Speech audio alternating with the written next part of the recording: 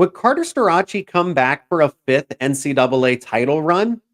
After being in person, face to face, hearing him speak on it, I don't think he does. You are Locked On Nittany Lions, your daily podcast on the Penn State Nittany Lions, part of the Locked On Podcast Network, your team every day. Well, we certainly got a lot of answers to those burning questions yesterday, didn't we? This is Locked On Nittany Lions. I'm your host, Zach Seyko, and thanks so much for making us your first listen and watch every single day. Today's episode is brought to you by Nissan. Are you the kind of driver that likes to push things a little further? Ever wonder what adventure could be around the next corner? Take the Nissan Rogue, the Nissan Pathfinder, or the Nissan Armada and go find your next big adventure. Check them out all today at nissanusa.com. And if you're not already, become an everydayer, subscribe to Locked On Nittany Lions on YouTube and wherever you get your podcast for the latest conversations around your favorite Penn State sports teams. Talking wrestling today as media availability going into the NCAA tournament. Heard from Carter Starocci, Carter Starocci, Aaron Brooks, Aaron Nagao. And pretty interesting because we got a lot of answers to those burning questions following what happened at Big Tens. But I feel like there's still an element that is up in the air that doesn't have as much clarity, and that's if would Carter Starocci actually come back and wrestle for a fifth NCAA title. And after hearing him speak in person about it, I don't think he does. I don't think he would. Now, let me know in the comments. I've seen people comment about it, and I brought this up too in some previous episodes talking about Carter in this entire situation. But now this is the one that still, again, has some uncertainty here. I don't think he does. As appealing as it is, the comment section already seems a little split on it. Some of you say yes, some of you say no. I'm in the boat of no, and here's why. You have what happened at Big Tens. You have what happened after the Big Ten tournament, or in the middle of it, I should say. And some of you said I was blowing that post on X out of proportion what Carter was saying, and I really wasn't. In the heat of the moment, I interpreted it as he is honestly telling us how he feels about wrestling collegiately anymore. He knows he's the best. He knows that he can beat anyone in this 174-pound weight class. Go watch the press conference. Go watch the interview. It is up on Locked On Nittany Lions on YouTube and wherever you get your podcast. But in the heat of the moment, he let the truth out that he's getting to the point where he is finished with collegiate wrestling. And Carter doesn't really think that much of the fifth title. He admitted it's cool and all, but he doesn't really see it as solely unique. At least that's what I gathered from this, because he said that, well, Cael Sanderson, if he had the opportunity, he would do it, and Aaron Brooks would have done it as well, implying that it's just not exactly as unique. It's not solely his own. So he also doesn't look at it as an opportunity to go after a fifth title. Asking him about it directly, saying, just what are your thoughts on the idea of a fifth title run? And it's the fact that he pointed out that he would be inconvenienced by schoolwork and academics. That tells me everything I need to know. Is when you have a chance to be all alone at the mountaintop, you have a chance to go after something unprecedented, truly historical, and you say, well, but then again, I'd have to go to class a little more. I think he's just done with college wrestling. He's just done with college. He's just done with collegiate wrestling as it is. And maybe he's satisfied. Maybe Carter is satisfied with this fourth NCAA title run because no other Penn State wrestlers have 4 NCAA titles under their belt. Cael Sanderson, of course, wrestled at Iowa State. Even though he's the head coach, he didn't do it as a Penn State Nittany Lion. Carter and Aaron can become the first 4-time NCAA champions as Penn State Nittany Lions. So that's interesting that no other Penn State grads have done that, but then Carter and Aaron would. So there's the idea that, well, maybe he separates himself from Aaron, or no, that he's content with being the first Nittany Lion alongside a valued teammate being the 4-time champion. It is appealing. You would truly be alone. You'd be the only name. No one else would have an opportunity like this, and Carter certainly earned that opportunity, but there's also circumstantial timing to this. the timing of it. The only reason this happens is because of COVID-19, a world-changing, societal changing pandemic. You don't get a fifth NCAA title run without timing and unfortunate, very unfortunate circumstances here. At the end of the day, Carter has bigger goals. Certainly has bigger goals. He mentioned the Olympics in that interview. He's talked about the possibility of an MMA route before. There are just greater things that lie ahead. And if you're Carter Starocci, why put them off for another year? As far as his other comments go, he's fearless. He's truly fearless. And as a wrestler, I would hope that you are not fearful, right? But some people view this as arrogance. It's not. It is true confidence, and you have to have this mindset if you are going to compete at the top level, because anybody will knock you down if you do not have this unshakable self-esteem that he does. No one in this group can beat him, and he knows that. I like that idea of a round robin, or just this ultimate warrior where Carter Starocci stands alone in the ring and then takes on all 32 of the other contestants, the 32 contenders that are in the 174 pound weight class. That is insane. That is crazy. But the idea of it is very entertaining, that Carter Starocci he's like, I could take them all out. He wrestles each one of them until he loses. But that's the idea, is that in Carter's mind, he does not lose. And I don't think he would. Now, he will obviously need some ample time to rest, but going through all 32 of them, he would be able to do it. And he said he'd be fine wrestling the pigtail match. He wants it. He doesn't care about it. And we're going to talk about the seats. We're going to talk about the seating coming up in the next couple of segments here. But he would wrestle in the pigtails. He claims he's 100%. That's another thing, that there was the speculation. How healthy is he? Is he good to go? Gail Sanderson said that Carter could have wrestled and would have done very well, but they decided to hold him out as a precaution. Carter said flat out, I'm good. I can do anything and everything. I don't know why I was held out. Watch the interview. But both Cale and Carter confirmed that he is in fact healthy. But Cale made the decision. And again, most of us agree, and I agree, that this was the correct thing to do. He's basically confirmed everything we've talked about on this show. The post on X was a heat of the moment thing. He was going back to the idea that he is a competitor. At the nature of it all, he's just a competitor, and he wants to wrestle anybody and everybody and take them out. And after the conversation with Cale, he agrees with him. So they were able to reason with one another, and I'm glad they came to that conclusion. And above all else, I mean, he loves Penn State. The affinity that he has, he was not going to leave abruptly. He was never going to not wrestle at NCAAs. If you thought he was going to enter the transfer portal and make a statement that way, that was never going to happen either. He wrestled in Erie. He grew up in Erie. Erie Cathedral Prep was the high school that he was at. So he's Pennsylvania bred, and then he goes to Penn State. So this is where his heart and soul is. The last thing I want to point out about all of this situation is just Penn State wrestling versus Penn State football media availability, because you could sense, if you watch the full press conferences with Cale and Carter, there was a little bit, I sensed it anyway, maybe I'm crazy, but this tension. And the wrestlers and the coaches, Cale specifically, but I'm sure if you talk to the assistant coaches, they're transparent, they're honest. I don't want to say that they don't care, but they're just, they understand what the whole point of all of this is, that there's a greater purpose to this.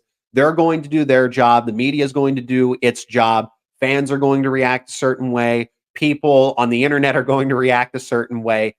The wrestlers are unafraid. They own their thoughts. They own their opinions.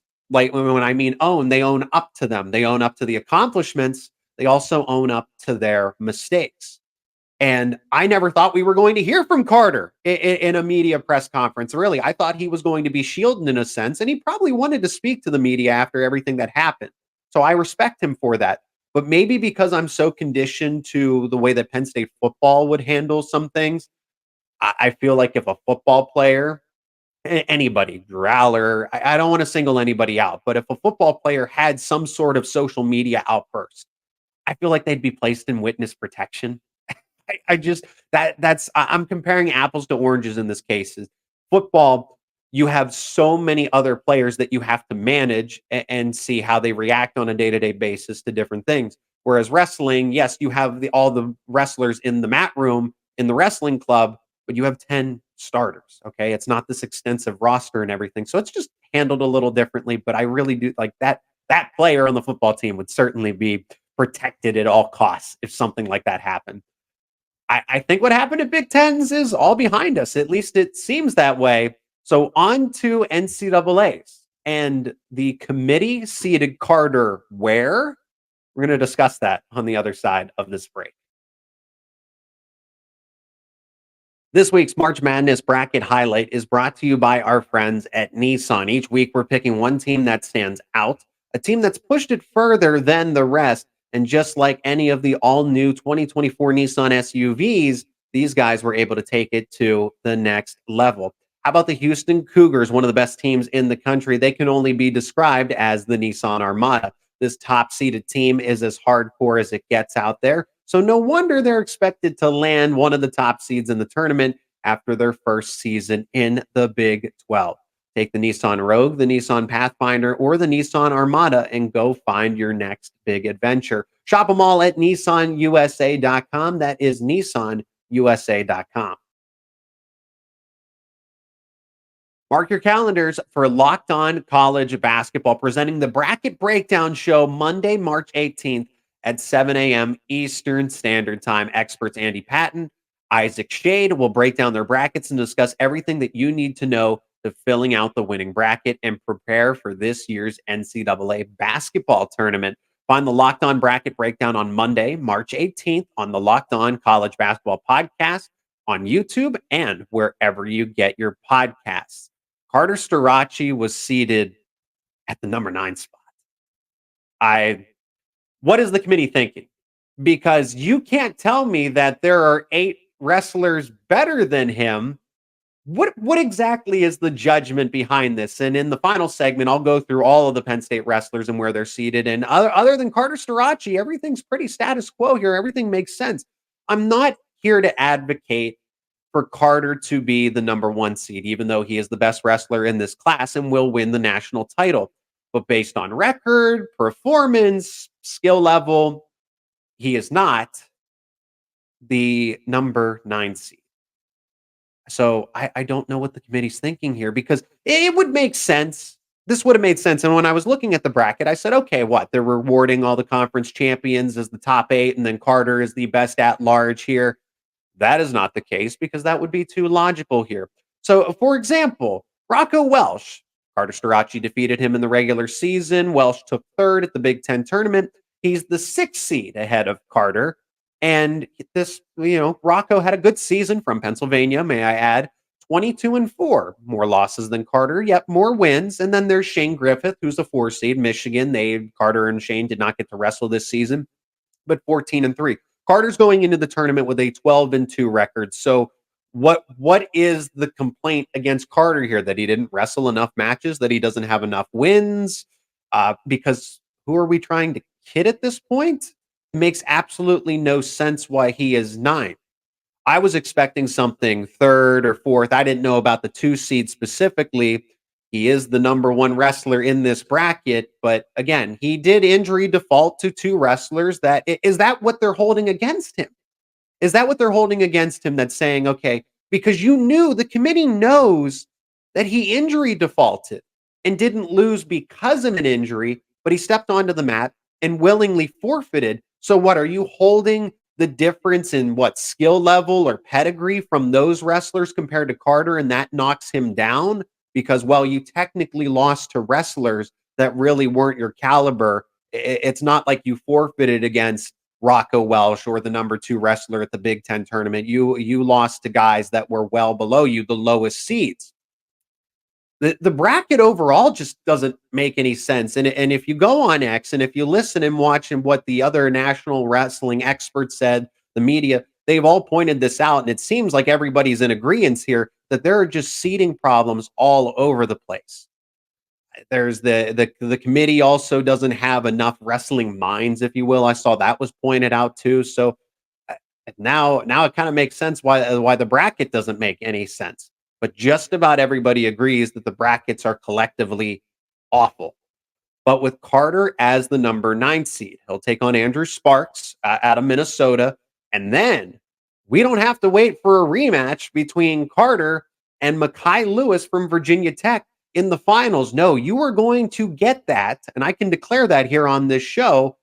You are going to get that on Friday morning of the tournament. So instead of it being the finals at 174, that is going to be your quarterfinal matchup to go along with your Friday coffee. That is a nice treat for breakfast here. But what a shame it is that Mekhi is going to have to go through wrestlebacks in the contests because Carter is going to take him out, move on to the semifinals. And that's just a shame that the two best, because I agree that Mekhi is one of the better wrestlers in this bracket. Shane Griffith as well. Your top three are Carter, and then argue to me whether it's Shane or Mekhi. But the last time that Carter and Mekhi met, November of last year, 2023, not only did Carter win by major decision, double digits, he shut out Mekhi 11-0 at that All-Star Wrestling campaign there. This time, I imagine that it'll be a little bit closer, but Carter still takes the dub. Now, where is everybody else seated? We have some interesting ones like Braden Davis, but he certainly earned it. Let's talk about that one in just a moment here on Locked On Nittany Lions. And today's episode is brought to you by Amazon Fire TV. Fire TV is your destination for sports, from live games to highlights to in-depth analysis. Fire TV offers amazing viewing experiences with smart TVs, as well as the Fire TV stick that you can plug into your existing TV, and that provides you the access to millions of movies and TV episodes, as well as free and live television. Whether it's opening weekend for baseball or the college basketball tournament, you're going to want to have Fire TV. Fire TV recently created the Fire TV channels to deliver a constant supply of the latest videos from your favorite sports brands, all for free. That includes all of us here at Locked On and most of the big pro leagues and college conferences as well. Fire TV lets you dive into all things game analysis, highlights, and more to keep up to date with all of the latest in the world of sports, March Madness, NBA, Major League Baseball, and lots more. Not to mention great news, entertainment, gaming, travel, and even cooking videos as well. Check out Fire TV channels on Fire TV and Alexa devices. If you haven't checked out Fire TV channels, you should. Trust me on this. To learn more, visit amazon.com/LockedOnFireTV. That is amazon.com/LockedOnFireTV. Today's episode is also brought to you by eBay Motors. Passion, drive, and patience. It's what brings home the winning trophy. It's also what keeps your ride or die alive. eBay Motors has everything you need to maintain your vehicle and level it up to its peak performance. From superchargers to roof racks to exhaust kits, LED headlights, and so much more. Whether you're into speed, power, or style, eBay Motors has got you covered. With over 122 million parts for your number one ride or die, you'll always find exactly what you are looking for. And with eBay Guaranteed Fit, your part is guaranteed to fit your ride every time or your money back. Because with eBay Motors, you're burning rubber, not cash. With all the parts you need at the prices you want, it's easy to turn your car into the MVP and bring home that win. Keep your ride or die alive at ebaymotors.com. That is ebaymotors.com. Eligible items only. Exclusions apply. eBay Guaranteed Fit, only available to U.S. customers. The Locked On Podcast Network is making history. Locked On has launched the first ever national sports 24/7 streaming channel on YouTube, and now it's also available on Amazon Fire TV and the free Fire TV channels app. Locked On Sports Today is here for you 24/7, covering the top sports stories of the day with the local experts of Locked On, plus the national shows covering each and every league. Find Locked On Sports Today on YouTube and now available on the free Fire TV channels app. And in this final segment, going over the full seeding for the Penn State Nittany Lions at the NCAA wrestling tournament. Other than Carter Starocci, really no surprises, but 1 through 125 all the way through heavyweight. Share them with you now. Braden Davis is your number 1 seed. I'll go through all of them before I share my thoughts specifically on some of them. But Braden Davis is your number 1 seed at 125, a true freshman. At 133, Aaron Nagel slots in at number 10. At 141, Bo Bartlett is the number 2 seed. At 149, Tyler Kasak is the number 7 seed. Levi Haynes is a number 1 seed at 157. At 165, Mitchell Messenbrink is number 2. 174, Carter Starocci is the number 9 seed. At 184, Bernie Truax is the number 6 seed. At 197, Aaron Brooks is the number 1 seed. And at heavyweight, Greg Kirkfleet is the number 1 seed. And like I already mentioned, really no surprises here. Everything is status quo outside of Carter. But Braden Davis, the true freshman, hey, look, Braden Davis earned it. Braden Davis certainly earned it with his performance at Big Tens. And I mean, how else could you argue not? He won the Big Ten tournament, and most, I don't want to say most, but the top wrestlers at the 125 pound weight class, they're in the Big Ten. Matt Ramos, Patrick McKee, Drake Ayala, those guys didn't win. Braden Davis did. And that is why he is the number 1 seed going into NCAAs. But let us also not neglect the fact that 125 is just a crapshoot. It's a roulette wheel at this point. So Braden Davis being the number 1 seed, I don't want to say means it means something. It truly does. But anybody can still come out on top in this bracket. I wouldn't list him as a true, as a bona fide heavy favorite here. He's going to have to go through Matt Ramos. Matt Ramos slots in as the number 4 seed here. Like I said, Davis certainly earned it here as a true freshman. Bo Bartlett, this one, jumping to 141. Aaron Nagau's had a solid season, but it's consistent with where his ranking has been. For Bo Bartlett as the number 2 seed, that obviously makes sense with his loss to Jesse Mendez at the Big Ten tournament, despite him winning in the regular season. Same thing, Tyler Kasak is the number 7 seed. I don't want to say overrated here. I think this is appropriate. He was always in the lower teens, around 11 or 12, but now moves into 7, and he's had some really good performances, and as a true freshman. I mean, Levi Haynes, Aaron Brooks, Greg Kirkfleet to go along with Braden Davis. All those guys earned a number 1 seed with being, undefeated. That's part of it, but also, too, winning, staying undefeated and winning in the Big Ten tournament. Bernie Truax, number 6 seed, consistent with where his ranking has been for most of the season. But then Mitchell Messenbrink, put some respect on his name. That is great to see him. The committee got that. Out of all the criticisms of the committee with these seeding problems, they got Mitchell Messenbrink right. They put him as the number 2 seed. Messenbrink, undefeated for the season, a very emphatic win over Dean Hamity, and they credit him for it. So I thought we were going to see some of this. So Keegan O'Toole is rightfully the number 1 seed. David Carr slips down a couple of spots, but one of them had to lose, and since they had the one loss, the committee reflected that appropriately. But Mitchell Messenbrink as the number 2 seed, this is going to be an interesting weight class now, because I thought there was going to be a crash course of someone. The way I was looking at it, I thought Mitchell Messenbrink might be the 4 seed or might be the 3 seed of some sort, and then have to run into David Carr or a Keegan O'Toole in the semifinals guaranteed. But with where David Carr is and Keegan O'Toole at 1 and 4, they're going to match up in the semifinals most likely. But Mitchell Messenbrink really has an ideal path and an even better path now at 165. So everything's consistent with the way that they've been ranked all season. Messenbrink and Davis see a deserved bump here. Obviously Carter, Carter was a little underseeded here, but nobody else was. And Penn State has all 10 wrestlers seated in the top 10 seeds with those 4 number 1 seeds to go along with it.